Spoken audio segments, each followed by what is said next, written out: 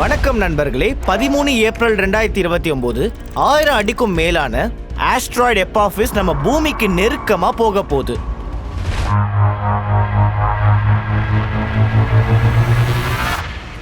ஒருவேளை இது பூமியில இடிச்சதுன்னா மனித வரலாற்றுல இது வரைக்கும் பார்க்காத பேரழிவுகளை நம்ம சந்திக்க வேண்டியது இருக்கும்.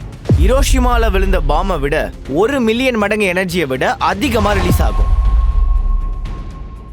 100 மீட்டருக்கும் அதிகமான சுனாமி மாதிரியான பேரலைகள் எழும்பும். பல மாநகரங்கள் தண்ணியில அப்படியே மிதக்கும். அது மட்டும் கிடையாதுங்க, 12 ஜூலை 2038ல இன்னொரு ஆஸ்ட்ராய்டு பூமியில மோதலாம். இந்த போஸ்டர் கொஞ்சம் பாருங்க.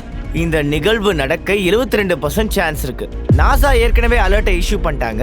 அது என்னன்னா, அவங்க பிளானட்டரி டிஃபென்ஸ் எக்ஸசைஸை ஆரம்பிச்சிட்டாங்க. இப்போ இந்த போஸ்ட்டை பாருங்க. இது ரொம்பவே பழைய போஸ்ட் தான். நாசா சீஃப்க்கு அடுத்தபடியா இஸ்ரோ சீஃப் வார்னிங் கொடுத்திருக்காரு. அவரு நம்ம எல்லாருமே அழிய வாய்ப்பு இருக்குன்னு சொல்றாரு. ஒரு எர்த் டெஸ்ட்ராயிங் ஆஸ்ட்ராய்டு ரொம்ப வேகமா பூமியை நோக்கி வந்துட்டு இருக்கான். இஸ்ரோ சீஃப் என்ன சொல்றாருன்னா, மார்ஸுக்கு மைக்ரேட் ஆக ஒரு ஆப்ஷன் இருக்கு. இதுக்காக எல்லா ஸ்பேஸ் ஏஜென்சிஸும் ஒர்க் பண்ணிட்டு இருக்காங்க. இப்போ இந்த நியூஸ்ல எந்த அளவுக்கு உண்மை இருக்கு? எக்ஸாக்ட்லி இந்த ஆஸ்ட்ராய்டுனால பூமிக்கு எந்த அளவுக்கு ஆபத்து? இந்த விஷயங்கள்ல நாசாவோட பிளான் என்ன? இத பத்தின செய்திகளை நம்ம கொஞ்சம் டீடைல்டா பார்க்கலாம் வாங்க.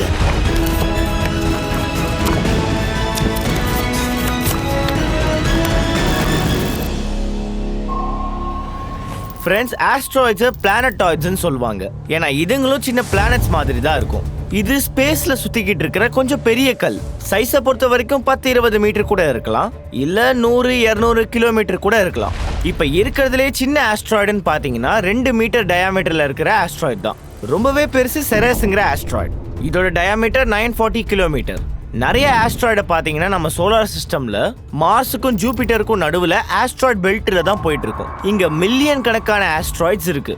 ஆஸ்ட்ராய்டு பெல்ட்டோட டிராயிங் நம்ம டெக்ஸ்ட் புக்ல இருக்கும். அது பார்த்தீங்கன்னா இதோ இப்படிதான் இருக்கும். இதை பார்க்கும்போது ஆஸ்ட்ராய்ட்ஸ் இப்படி நெருக்கமா சுத்திக்கிட்டு இருக்கேன்னு உங்களுக்கு தோணலாம். ஆனா உண்மையிலேயே 2 ஆஸ்ட்ராய்டுக்கும் நடுவில் இருக்கிற ஆவரேஜ் டிஸ்டன்ஸ் 1 மில்லியன் கிலோமீட்டரை விட அதிகங்க. சில நேரங்களில் என்ன ஆகும்னா, இந்த ஆஸ்ட்ராய்ட்ஸ் இந்த பெல்ட்டை விட்டு விலகி வந்துடும். அது அப்படியே பூமிக்கு நெருக்கமா வரும். அப்படிப்பட்ட கேசஸை நம்ம நியர் எர்த் ஆப்ஜெக்ட்ஸ்ன்னு சொல்லுவோம். இதை ஷார்ட்டா NEOஸ்ன்னு சொல்லுவோம்.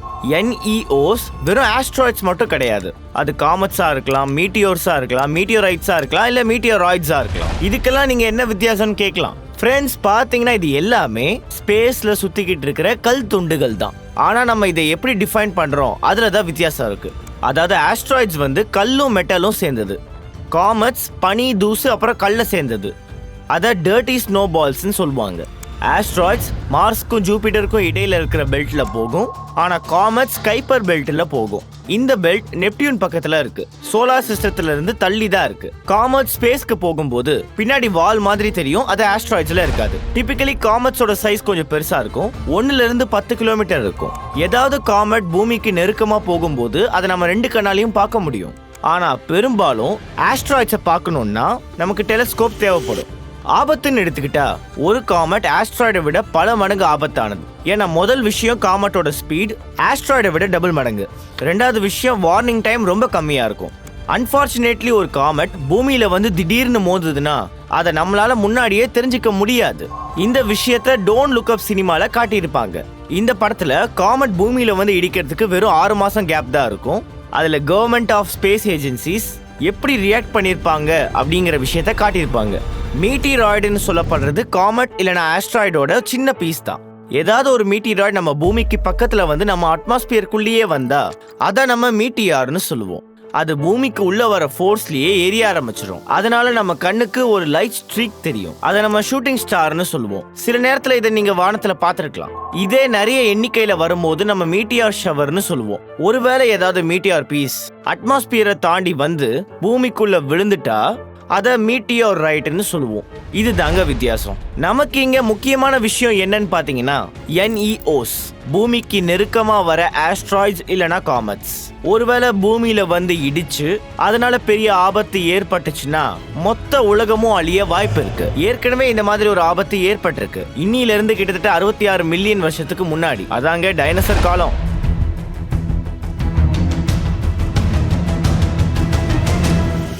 அப்ப இப்படி ஒரு அழிவு நடந்திருக்குன்னா இப்பவும் நடக்க வாய்ப்பு இருக்கு. ஆனா இந்த ஆபத்தை நீங்க மேலும் தெரிஞ்சுக்கிறதுக்கு முன்னாடி நான் ஒரு விஷயத்த சொல்லிடுறேன். நீங்க இந்த நியூஸை உங்களோட இன்ஸ்டாகிராம் இல்லனா ஃபேஸ்புக்ல இந்த மாதிரி அக்கவுண்ட்ஸ்ல இருந்து பார்த்துட்டு இருக்கீங்கன்னா அதை ஃபாலோ பண்ணவே பண்ணாதீங்க. ஸ்டாப் பண்ணிடுங்க. ஏன்னா 2038 ஆஸ்ட்ராய்ட் ஸ்ட்ரைக்குங்கிற நியூஸ் கம்ப்ளீட்லி ஃபேக் ஆனது. இன்ஸ்டாகிராம்ல நியூஸுக்காக ஏதாவது ஒரு பேஜை ஃபாலோ பண்ணணும் அப்படின்னா நீங்க ஹிந்து, இந்தியன் எக்ஸ்பிரஸ், scroll.in, தி வயர், நியூஸ் லாண்ட்ரி, இந்த மாதிரி நிறைய இருக்கு. நம்மளோட main stream news websites Indian media standard அவ்வளோ சிறப்பாலாம் இல்ல, இருந்தாலும் இந்த மாதிரி போயில அங்க கண்டிப்பா இருக்காது. இங்க பாருங்க, டைம்ஸ் ஆஃப் இந்தியா கூட இதுல ஒரு ஆர்டிக்கல் எழுதியிருக்காங்க. ஹெட்லைன்ஸ் பாத்தீங்கன்னா, NASA warns that a planet-sized asteroid has a 72% chance of impacting Earth. இந்த ஹெட்லைன் முழுக்க முழுக்க தப்பு. இது சும்மா கவர்ந்து இழுக்கிற ஹெட்லைன். ஆனா அதே ஆர்டிகல் கீழே இருக்கிற லைனை கொஞ்சம் படிச்சீங்கன்னா அதுல இந்த விஷயத்தை நல்லாவே கிளியர் பண்ணிட்டாங்க. NASA recently conducted a hypothetical exercise to access the planet's preparedness against an asteroid impact. Actually இதுக்கு 72% சான்ஸ் இருக்கு. இது ஃபைண்டிங்கோ இல்ல ரிசல்ட்டோ கிடையாது. இது ஒரு hypothetical imaginary scenario. இத நாசாவே உருவாக்கி இருக்காங்க. இது அவங்களாவே கிரியேட் பண்ணிக்கிட்ட ஒரு எக்ஸசைஸ். அதாவது ஜூலை 2038ல பூமிக்குள்ள ஆஸ்ட்ராய்டு வந்துச்சுன்னா நம்மளால அப்போ என்னெல்லாம் பண்ண முடியும் அப்படிங்கிற மாக் டெஸ்ட் தான் இது. இதுல பல்வேறு ஆர்கனைசேஷனை சேர்ந்த 100க்கும் அதிகமான எக்ஸ்பர்ட்ஸ் கலந்துக்கிட்டாங்க. Like NASA, European space agencies, UK space agencies, இந்த மாதிரி நிறைய பேர் பார்ட்டிசிபேட் பண்ணாங்க. அதாவது இன்னிலிருந்து சரியா 14 வருஷத்துல ஒரு ஆஸ்ட்ராய்ட் நம்ம பூமியில வந்து மோதுனா நம்மளால எக்ஸாக்ட்லி என்னெல்லாம் பண்ண முடியும்னு யோசிச்சாங்க. ஜூன் 2024ல நாசா பப்ளிக்கா ரிப்போர்ட்டை ரிலீஸ் பண்ணாங்க. இதுல பல இன்ட்ரெஸ்டிங்கான விஷயங்களை சொல்லியிருக்காங்க. அதை நம்ம இந்த வீடியோல பார்க்கலாம். அதுக்கு முன்னாடி நான் ஒன்று சொல்லிக்கிறேன். 2029 ஏப்ரல் 13 இதை பத்தி வீடியோவோட ஆரம்பத்தில் சொல்லியிருப்பேன். அந்த டேட் ஹைப்போதெட்டிக்கல் கிடையாது. 1000 அடிக்கும் அதிகமான எபாஃபிஸ் ஆஸ்ட்ராய்ட் உண்மையிலேயே இருக்குது. இந்த ஆஸ்ட்ராய்டு ஏப்ரல் 13, 2029 அன்னைக்கு பூமிக்கு ரொம்ப நெருக்கமா போகும். அதாவது வெறும் 31,000 கிலோமீட்டர் தள்ளி.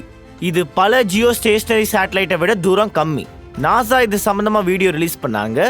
இந்த எபாஃபிஸ் ஆஸ்ட்ராய்டோட எக்ஸாக்ட் பாத்தை காட்டியிருக்காங்க. இன்னும் 5 வருஷத்துக்கு அப்புறமா என்னைக்கு பூமிக்கு பக்கமா போகுமோ அன்னைக்கு இதை பார்க்க டெலிஸ்கோப் கூட தேவைப்படாது. ராத்திரி இதை உங்க வெறும் கண்ணால கூட பார்க்க முடியும். இப்போ இந்த ஆஸ்ட்ராய்டு பூமியில வந்து மோதுறதுக்கு எவ்வளவு வாய்ப்பு இருக்குன்னு ஒரு கேள்வி எழுது. அதுக்கான பதில் என்னன்னா அது 0%. 2004ல இந்த ஆஸ்ட்ராய்டை முதல் தடவையா டிஸ்கவர் பண்ணாங்க. அப்படி கண்டுபிடிச்சதும் ஒரு பெரிய பிரச்சனையே வெடிச்சுது. ஏன்னா முதல் அப்சர்வேஷன் படி இந்த ஆஸ்ட்ராய்டு பூமியில மோதுறதுக்கு 2.7% வாய்ப்பு இருக்குன்னு சொல்லியிருந்தாங்க. அதாவது 2029ல. ஆனா இந்த 2.7% ஒன்றும் அவ்வளவு பெருசு கிடையாது. ஏன்னா மீதி உள்ள 97% இது இடிக்க சான்ஸ் கிடையாது. ஆனா ஆபத்து இவ்வளவு அதிகமா இருக்கிறதுனால 2% சான்ஸே பெரிய விஷயம்தான். அதனால அந்த நேரத்துல இந்த ஆஸ்ட்ராய்டை NASA the city killer, the most dangerous ஆஸ்ட்ராய்டுன்னு சொன்னாங்க. அதனாலதான் இதுக்கு எபாஃபிஸ்னு பேர் வச்சாங்க. எபாஃபிஸ்ங்கிறது இஜிப்ட் புராண கதைகள்ல வரக்கூடிய ஒரு மிகப்பெரிய பாம்பு. அது எல்லாத்தையும் அழிச்சிடும். அத காட் ஆஃப் கேஆஸ்ன்னு சொன்னாங்க. ஆனா இதுல நல்ல விஷயம் என்னன்னா சயின்டிஸ்ட் இந்த ஆஸ்ட்ராய்டை பத்தி நிறைய விஷயத்தை ஆராய்ச்சி பண்ணப்ப இந்த நிகழ்வு நடக்க 0% வாய்ப்பு இருக்குன்னு சொன்னாங்க. ஆனா சயின்டிஸ்ட் இன்னொன்னு சொல்றாங்க, 2029ல இல்லைனாலும் இது 2வது முறை பூமிக்கு நெருக்கமா வரும்போது ஆபத்து அதிகமாகலாம். அதாவது 2036 இல்லனா 2068ல. ஆனா 2029ல இது பூமிக்கு நெருக்கமா போகும்போது இது ஒரு கீ ஹோல் வழியா தான் போகும். ஸ்பேஸ்ல கீ ஹோல்னு நம்ம எந்த இடத்த சொல்லுவோம் தெரியுமா? அதாவது அது பூமிக்கு ரொம்ப நெருக்கமான இடம். அங்க ஆஸ்ட்ராய்டு வந்தா பூமியோட புவி ஈர்ப்பு விசையை பாதிக்கும். 2036ல இது பூமிக்கு நெருக்கமா வரும்போது இது கீ ஹோல் ரீஜன் வழியா போகும்போது பூமியோட புவி ஈர்ப்பு சக்தியினால இதோட ஆர்பிட் மாற வாய்ப்பு இருக்கு. அதனால 2036ல இதோட ஆபத்து அதிகம். ஒரு காலத்துல சயின்டிஸ்ட் இதை பார்த்து பயந்தாங்க. ஆனா இப்ப அதுக்கான வாய்ப்பு கம்மி. நாசா அடுத்த 100 ஆண்டுகள்ல இது எப்பவுமே பூமியில வந்து மோத போறது இல்ல அப்படின்னு கான்பிடென்ட்டா சொல்றாங்க. அதனால இத NEO ரிஸ்க் லிஸ்ட்ல இருந்து வெளியே எடுத்துட்டாங்க. அட என்னப்பா இது, ரிஸ்க் லிஸ்ட் கூட இருக்குதான்னு கேக்குறீங்களா? கண்டிப்பா இருக்கு. உலகத்துல இருக்கிற எல்லா ஸ்பேஸ் ஏஜென்சிஸும் ரிஸ்க் லிஸ்ட ரெடி பண்ணி வச்சிருக்காங்க. எந்த ஆஸ்ட்ராய்டுனால பாதிப்பு உண்டாகும் தெரிஞ்சுக்க யூரோப்பியன் ஸ்பேஸ் ஏஜென்சி வெப்சைட்ல இந்த ரிஸ்க் லிஸ்ட பாருங்க. இந்த எல்லா ஆஸ்ட்ராய்ட்ஸும் காமெட்ஸும் எப்ப மோத வாய்ப்பு இருக்கு, அதோட இம்பாக்ட் டேட் அண்ட் டைமை போட்டிருக்காங்க. மோதறதுக்கு எவ்வளவு ப்ராபபிலிட்டி இருக்கு. இந்த IP மேக்ஸ் செக்ஷனை பாருங்க. இங்க மேக்ஸிமம் ப்ராபபிலிட்டியை போட்டிருக்காங்க. இதுக்கு முன்னாடி இருக்கிற செக்ஷன்ல ஆஸ்ட்ராய்டு இல்லனா காமெட்டோட டயாமீட்டரை போட்டிருக்காங்க. சரி, ஓகே, நம்ம இப்போ நம்மளோட டாபிக்கு போலாம். இப்போ ரொம்பவே ரிஸ்க்ல இருக்கிற டாப் 3 ஆபத்தான ஆஸ்ட்ராய்ட்ஸை கொஞ்சம் டீட்டெயிலா பார்க்கலாம். நம்பர் 1ல இருக்கிறது 2023 BD3 ஆஸ்ட்ராய்டு. இதோட பேர்லயே 2023 இருக்கு. அது மூலியமாவே இந்த ஆஸ்ட்ராய்டை 2023ல கண்டுபிடிச்சிருக்காங்கன்னு தெரிஞ்சுக்கலாம். சைஸ்ல இது ரொம்ப சின்ன ஆஸ்ட்ராய்டு தான். வெறும் 11ல இருந்து 24 மீட்டர் டயாமீட்டர் தான். இது பூமியில 8 நவம்பர் 2034ல மோத வாய்ப்பு இருக்கு. இதோட ப்ராபபிலிட்டியை பார்த்தா 1 in 387. அதாவது பெர்சன்டேஜ் படி பார்த்தா இது பூமியில மோத வெறும் 0.25% சான்ஸ் தான் இருக்கு. இது ஆக்சுவலி ரொம்ப பெரிய சான்ஸ் தான். அதனால தான் இதை ரிஸ்க் லிஸ்ட்ல நம்பர் 1 இடத்துல வச்சிருக்காங்க. ஆனா இதோட சைஸ் பாத்தீங்கன்னா ரொம்ப சின்னதுங்க. அதனால இது ஆபத்தானது கிடையாது. சான்சஸ் படி இது பூமியில மோதுனா கூட இது சமுத்திரத்துல விழலாம், இல்ல பூமியில ஆட்கள் இல்லாத இடத்துல விழலாம். இதனால பெரிய அளவுல டேமேஜ் இருக்காது. 2013ல இப்படிதான் ஒரு இன்சிடென்ட் நடந்துச்சு. ரஷ்யாவோட செலியாபின்ஸ்க் டவுன்ல செலியாபின்ஸ்க் மீட்டியார் பெரிய அளவுல பிளாஸ்ட் ஆச்சு. அது எங்கிருந்தோ வந்துச்சு. அழகான காட்சிக்கு அப்புறமா ஒரு பிரகாசமான ஒளி அடிவானம் முழுக்க தெரிஞ்சது. ஒரு பெரிய ஃப்ளாஷுக்கு அப்புறமா எல்லாம் சிதறி போயிடுச்சு. அந்த மீட்டியாரோட டயாமீட்டர் கிட்டத்தட்ட 20 மீட்டர் இருந்துச்சு. ஒரு பவர்ஃபுல் ஷாக் வேவ் ரிலீஸ் ஆச்சு. சில பில்டிங்லாம் டேமேஜ் ஆச்சு, சில பேருக்கு காயங்கள் ஏற்பட்டுச்சு. ஆனா உயிருக்கு பாதிப்பு இல்ல. கிட்டத்தட்ட 1500 பேருக்கு மேல காயப்பட்டிருக்காங்க. பெரும்பாலானவங்களுக்கு கண்ணாடி உடைஞ்சதால காயங்கள் ஏற்பட்டிருக்கு. ரிஸ்க் லிஸ்ட்ல 2வது இடத்துல இருக்கு 1979 XB. இதோட சைஸ் பாத்தீங்கன்னா கொஞ்சம் பெருசா இருக்கு. 400ல இருந்து 900 மீட்டர் டயாமீட்டர். பொட்டன்ஷியலி இது 12 டிசம்பர் 2056ல பூமியில மோத வாய்ப்பு இருக்கு. இதோட ப்ராபபிலிட்டி பாத்தீங்கன்னா 1 in 4.27 மில்லியன், அதாவது 0.00002%. இது மோதறதுக்கு ரொம்பவே கம்மியான பர்சன்ட் தான் இருக்கு. இருந்தாலும் இது ரிஸ்க் லிஸ்ட் நம்பர் 2ல இருக்கு. ஏன்னா இதோட சைஸ் ரொம்பவே பெருசு, அதான் காரணம். நம்பர் 3ல இருக்கிறது ஆஸ்ட்ராய்ட் 2008 JL3. எஸ்டிமேட்டட் டயாமீட்டர் 23ல இருந்து 50 மீட்டர். இதோட பொட்டன்ஷியல் இம்பாக்ட் டே 1 May 2027. அப்புறம் ப்ராபபிலிட்டி ஆஃப் இம்பாக்ட் 1 in 6711. மோதறதுக்கான சான்ஸ் பார்த்தீங்கன்னா 0.1%. இந்த சயின்டிஸ்ட் எல்லாரும் ஸ்பேஸ் ஏஜென்சியில் வேலை பார்க்கறத பாருங்களேன். இவங்க பண்றது ரொம்ப அற்புதமான வேலை. ஏன்னா நம்ம பூமிக்கு அந்த சின்ன ரிஸ்க் கூட பெரிய ஆபத்தா ஆகலாம். இதுல இருக்கிற சின்ன ப்ராப்ளம் என்னன்னா, இது வரைக்கும் நம்ம டிஸ்கவர் பண்ண ஆஸ்ட்ராய்ட்ஸை பத்தி மட்டும்தான் பேசிட்டு இருக்கோம். இன்னும் வருங்காலத்துல பல ஆஸ்ட்ராய்ட்ஸை பார்க்கலாம். அப்புறம் காமெட்ஸ் இருக்கு இல்லையா, அதை நம்மளால அந்த அளவுக்கு பக்காவா கால்குலேட் பண்ண முடியாது. ஏன்னா காமெட்ஸை பொறுத்த அளவுக்கு இவ்வளவு பெரிய வார்னிங் விண்டோ கிடைக்காது. நாளைக்கே கூட நம்ம பூமியில ஏதாவது ஒரு காமெட்ஸ் விழ போகுதுன்னு கண்டுபிடிக்கலாம். அதுக்கு நமக்கு 6ல இருந்து 7 மாசம் வரைக்கும் தான் டைம் கிடைக்கும். நம்ம பூமியில இருக்கிற டிடெக்ஷன் சிஸ்டம் இருக்குல்ல, அது சில நேரங்கள்ல ரொம்ப நல்லாவே வேலை பார்க்கும், ஆனா சில நேரம் அப்படி பார்க்காது. 4 ரொம்ப பாப்புலரான டிடெக்ஷன் ப்ராஜெக்ட்ஸை பத்தி நான் உங்ககிட்ட சொல்றேன். First one linear Lincoln near earth asteroid research. இதை 1996ல ஆரம்பிச்சாங்க. அப்புறம் இது பாத்தீங்கன்னா இது யுனைடெட் ஸ்டேட்ஸோட ஏர்ஃபோர்ஸ், நாசா, அப்புறம் MITயோட ஒரு கொலாபரேஷன். இவங்க 2 1 மீட்டர் நீள டெலஸ்கோப்பையும் அப்புறம் 1/2 மீட்டர் நீள டெலஸ்கோப்பையும் யூஸ் பண்றாங்க. இவங்க ஒவ்வொரு வருஷமும் 10,000க்கும் அதிகமான ஆப்ஜெக்ட்ஸை டிஸ்கவர் பண்றாங்க. இப்ப நம்ம கண்டுபிடிச்சிட்டு இருக்கிற ஆஸ்ட்ராய்ட்ஸ்ல 65% இந்த ஒரு ப்ராஜெக்ட்ல இருந்து தான் நம்ம கண்டுபிடிக்கிறோம். ரெண்டாவது CSS Catalina Sky Survey, University of Arizona. இதை 1998ல எஸ்டாப்ளிஷ் பண்ணாங்க. இவங்க 2 பெரிய டெலஸ்கோப்ஸை யூஸ் பண்றாங்க. இவங்களோட மெஷர்மெண்ட் ரொம்ப ப்ரிசைஸா இருக்கும். இவங்க 2008ல கண்டுபிடிச்ச ஆஸ்ட்ராய்டோட டயாமீட்டர் வெறும் 4 மீட்டர் தான். அப்புறம் இவங்க ரொம்ப துல்லியமா சரியான டேட் அண்ட் டைமோட பூமியில எப்ப வந்து மோதுங்கிற விஷயத்த சொன்னாங்க, எங்க சரியா நடக்குங்கிற விஷயத்தையும் சொன்னாங்க. 19 ஹவர்ஸ்க்கு அப்புறமா இவங்க கணிச்ச ஆஸ்ட்ராய்ட் நார்த் சூடான்ல இருக்கிற ஒரு பாலைவனத்துல விழுந்துச்சு. இவங்க கரெக்டா ப்ரிடிக்ட் பண்ண இடமும் அதே இடம் தான். மூணாவது PanSTARRS panoramic survey telescope and rapid response system. இது பெசிபிக் ஓஷன் நடுவுல அவாயில இருக்குது. இவங்க உலகத்திலேயே ரொம்ப பெரிய டிஜிட்டல் கேமராஸை யூஸ் பண்றாங்க. அது மூலியமா ஆஸ்ட்ராய்ட்ஸை தேடுறாங்க. இந்த பெரிய டிஜிட்டல் கேமரா கேப்சர் பண்ற இமேஜ் 1.4 பில்லியன் பிக்சல்ஸ் இருக்கும். நாலாவது பாத்தீங்கன்னா atlas asteroid terrestrial impact last alert system. இதுவும் அவாயில தான் இருக்கு. சயின்டிஸ்டுங்க இதை ஒரு ஃபைனல் வார்னிங் மாதிரி உருவாக்கி இருக்காங்க. அதாவது மற்ற எல்லா சிஸ்டம்ஸும் ஒரு ஆஸ்ட்ராய்ட்ஸை கண்டுபிடிக்கலன்னா, தவறுதலா ஆஸ்ட்ராய்டு ஏதாவது மிஸ் ஆயிடுச்சுன்னா இந்த சிஸ்டம் அந்த ஆஸ்ட்ராய்ட் பத்தின லாஸ்ட் மினிட் வார்னிங்கை கொடுக்கும். ஒவ்வொரு நாளும் இந்த சிஸ்டம் ஏதாவது ஆபத்து இருக்கான்னு மொத்த வானத்தையும் 2 தடவை ஸ்கேன் பண்ணும். ஓவராலா பார்த்தோம்னா நம்ம பூமியில இருக்கிற டிஃபென்ஸ் சிஸ்டம் ரொம்ப பெருசு அண்ட் ஸ்ட்ராங் ஆனது. ஆனா சில நேரங்கள்ல சின்ன தப்புகள் நடக்கும். அதாவது சின்ன சின்ன மீட்டியார்ஸ் அன்டிடெக்டடா அது கிட்ட இருந்து தப்பி வந்துடும். அது நம்ம பூமியை இம்பாக்ட் பண்ணும். அப்படிதான் பிப்ரவரி 2013 செலியாபின்ஸ்க் மீட்டியார் விஷயத்துல நடந்துச்சு. 20 மீட்டர் இந்த மீட்டியாரை எந்த ஒரு சிஸ்டமும் டிடெக்ட் பண்ணல. அதனால இந்த மாதிரி சினாரியோஸ்ல சிவில் டிஃபென்ஸ் காம்பனன்ட் ரொம்ப இம்பார்ட்டன்ட். நாசா தன்னோட ரிப்போர்ட்ல மார்க் டெஸ்ட்ல பேஜ் நம்பர் 12 அதை மென்ஷன் பண்ணிருக்காங்க. ஏதாவது ஒரு சின்ன ஆஸ்ட்ராய்டோ இல்ல மீட்டியாரோ எங்கேயாவது மோத போகுதுன்னா சரியான நேரத்துல இன்டர்நேஷனல் கொலாபரேஷன் அண்ட் கோஆர்டினேஷனோட டிசாஸ்டர் மேனேஜ்மெண்ட் பிளான்ஸை ஆக்டிவேட் செஞ்சாகணும். அப்ப என்ன நடக்கும்னா, ஏதாவது பெரிய ஆஸ்ட்ராய்டு வந்து மோத போகுதுன்னா அதை டீல் பண்றதுக்கு 3 ஸ்ட்ராட்டஜிஸ் இருக்குது. First one kinetic methods, second one slow push and pull methods, third one nuclear methods. இந்த 3ல முதலாவது கைனடிக் மெத்தட். இதை மட்டும் தான் ரியல் லைஃப்ல சக்சஸ்ஃபுல்லா டெஸ்ட் பண்ணியிருக்காங்க. இதுல நம்ம ஒரு ஸ்பேஸ் கிராஃப்டை அனுப்பி ஆஸ்ட்ராய்டோட மோத விட்டு அதோட வழியை மாத்துறது, அதாவது அதோட ஆர்பிட்டை சேஞ்ச் பண்றது. இது ரொம்பவே சிம்பிள் அண்ட் எஃபெக்டிவ் வே. இதை பிராக்டிக்கலா 2 வருஷத்துக்கு முன்னாடி நாசா எக்ஸ்பெரிமெண்ட் பண்ணிருக்காங்க. Double asteroid redirection test. 26 September 2022 170 metre Dimorphos asteroid ஸ்பேஸ்ல பூமியை விட்டு ரொம்ப தூரம் இருந்துச்சு. நாசாவோட ஸ்பேஸ் கிராஃப்ட் மூலமா அதை மோத வச்சாங்க. நாசாவின் முதல் கிரக பாதுகாப்பு சோதனையில் ஸ்ட்ராட்டஜிக்காக ஒரு சின்ன கோள் மோதிடுச்சு. இந்த ஆஸ்ட்ராய்டுனால நமக்கு எந்த ஆபத்தும் இல்லை. இருந்தாலும் இதை ஒரு எக்ஸ்பெரிமெண்ட்டா பண்ணாங்க. ஏன்னா அப்படி பண்றதுனால ஆஸ்ட்ராய்டோட ஆர்பிட்டை மாற்ற முடியுமா இல்லை முடியாதாங்கிறத செக் பண்ணாங்க. இதுக்காக வீடியோ கூட எடுத்தாங்க. அதை இந்த ஸ்க்ரீன்ல பார்க்கலாம். அதுக்கப்புறம் நாசா ரிசல்ட்டை வெளியிட்டாங்க.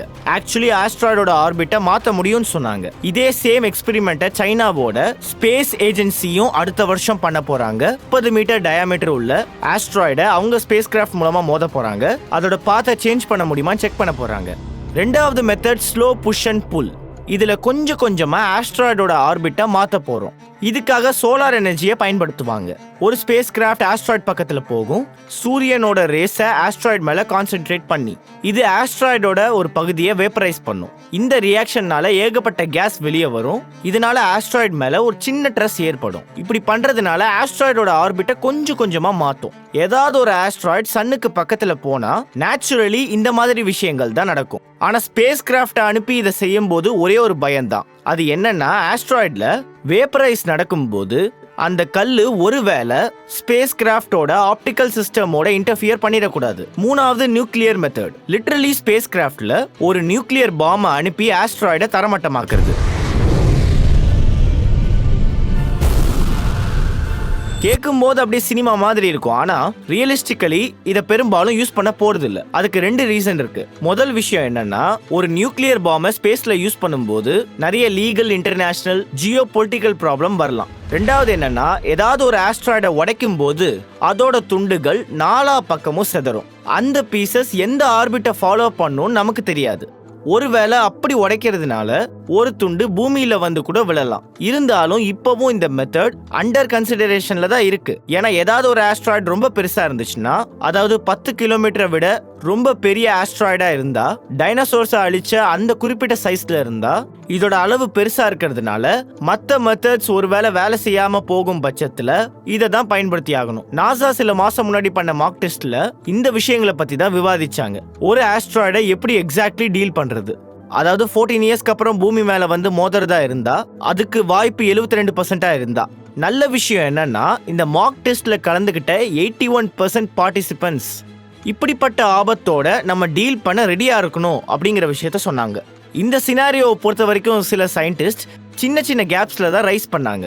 ஃபார் எக்ஸாம்பிள், ஒரு கேப் என்ன சொல்லுதுன்னா, நம்ம இது வரைக்கும் ஒரே ஒரு மெத்தட் தான் ட்ரை பண்ணியிருக்கோம், கைனடிக் மெத்தட். நம்ம வருங்காலத்தில் இந்த கைனடிக் மெத்தடை பல தடவை டெஸ்ட் பண்ணி பார்க்கணும். அப்பதான் இது சரியா வேலை செய்யுமா இல்லையாங்கிறத தெரிஞ்சுக்க முடியும்னு சொல்றாங்க. இது வரைக்கும் 5 தடவை ஹைப்போதெட்டிக்கல் ஆஸ்ட்ராய்ட் ஸ்ட்ரைக்கை பத்தி டிஸ்கஸ் பண்ண மீட்டிங்ஸ் அவங்க நடத்தியிருக்காங்க. 2013, 14, 16, 22 இந்த வருஷங்கள்ல நடத்தியிருக்காங்க. இதுக்கு planetary defence inter agency table top எக்ஸசைஸ்னு பேர் வச்சாங்க. The Johns Hopkins applied physics லெபார்டரியில 100க்கும் அதிகமான எக்ஸ்பர்ட்ஸ் கலந்துக்கிட்டாங்க. இதுல கிடைச்ச முடிவு என்னன்னா, கவலைப்பட தேவையில்லை. ஏன்னா முதல் விஷயம் என்னன்னா, அடுத்த 100 வருஷத்துல பூமியில வந்து மோத எந்த ஒரு ஆஸ்ட்ராய்டுக்கும் 0.01% பாசிபிலிட்டிஸ் கூட இல்ல. ரெண்டாவது விஷயம், நம்ம பூமியோட டிஃபென்ஸ் சிஸ்டம் நாளுக்கு நாள் ரொம்ப அட்வான்ஸ்டா ஆகிட்டு இருக்கு. 2028ல நாசா ஒரு ஸ்பேஸ் டெலிஸ்கோப்பை லான்ச் பண்ண போறாங்க. நியர் எர்த் ஆப்ஜெக்ட் சர்வேயர்ங்கிற பேர்ல. பூமியை விட்டு வெளியே இருந்து எப்படிப்பட்ட ஆஸ்ட்ராய்ட்ஸையும் டிடெக்ட் பண்ணும். அது மூலமா நம்ம சிஸ்டம் இன்னும் இம்ப்ரூவ் ஆகும். மூணாவது விஷயம், பூமியில ஏதாவது ஒரு ஆஸ்ட்ராய்டு மோத வர போகுதுங்கிற விஷயம் நமக்கு தெரிய வந்தா கூட அதை தடுக்கிறதுக்கான சிஸ்டம் நம்ம கிட்ட ஆல்ரெடி அவைலபிளா இருக்குது. அதனால இந்த போலி நியூஸ் எல்லாம் பெருசா நம்பாதீங்க. உங்களுக்கு ஸ்பேஸ் டாபிக்ல இன்ட்ரெஸ்ட் இருந்துச்சுன்னா நான் இதுக்கு முன்னாடி ஏகப்பட்ட ஸ்பேஸ் வீடியோஸ் போட்டிருக்கேன், பாருங்க. ஒரு முழு பிளேலிஸ்டே இருக்கு, இதுல கிளிக் பண்ணி நீங்க பார்க்கலாம். இந்த வீடியோ வார்ம் ஹோல்ஸை பத்தி பேசுது. வார்ம் ஹோல் மூலமா இன்டர்ஸ்டெல்லார் டைம் டிராவல் கூட பாசிபிள் ஆகலாம். அந்த விஷயத்தை இங்க கிளிக் பண்ணி பாருங்க.